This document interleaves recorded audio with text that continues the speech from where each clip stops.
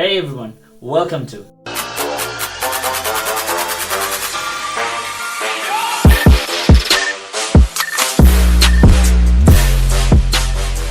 My name is Nilanka, and through this channel I will be sharing little bits of knowledge that I have personally gathered myself. I'm from Sri Lanka and I've been living in Sweden for the past 2 years, so there's something that piqued my interest within these 2 years. When I compare to Sri Lanka, when I compare to the other countries that I've visited, looked very interesting to me. So this first thing that I'm going to talk about is the public transportation system in Sweden. So when you think about any country, it has its own public transportation system. It can be good, it can be bad, it can be working, it can be not working.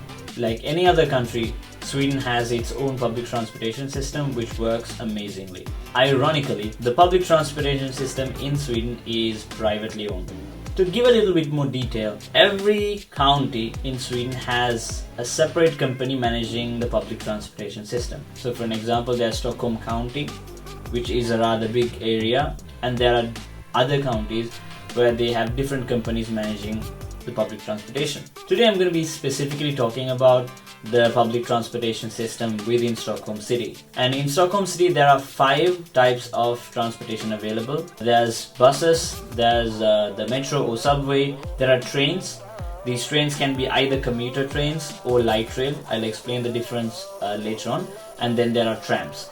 So there are essentially 5 types of public transportation within Stockholm County. Let's start with the buses. These things are there in almost every country around the world, but as you may know, the look and feel of these buses, the functionality is different from country to country. So here in Stockholm, the buses can look a little bit different as well. The length of the bus or how big it is can be from 12 meters to 20 meters.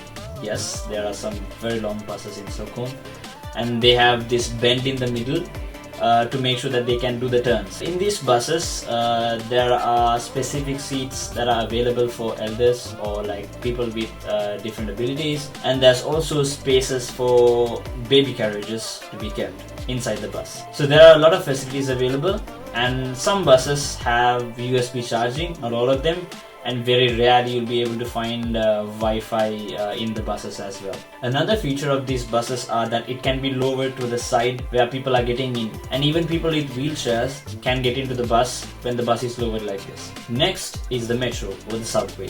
So these are mostly trains that go underground within the city limits. They can go above the surface as well, but mainly underground. And the train service is available 24/7, mostly within peak working hours. And during working hours, these trains can be even as frequent as every 5 minutes. Then you have the commuter trains. The commuter trains are similar to subway, the metro, but these are much more larger trains with higher capacity and therefore commuting as defined by the name. And these trains run a little bit more longer distances than the subway or metro, towards the very edges of the city limits. Finally, we have trams and light rail. Trams, as you have seen in other countries, are only used within like very small city limits, and they are not being introduced more. Most of the trams that are in Stockholm right now are from some time ago, and they are just being maintained and no new lines are being introduced. Light rail is an expanded version of the tram, more or less. It has a little bit more capacity, but is mainly similar to the trams. This is it for the first video,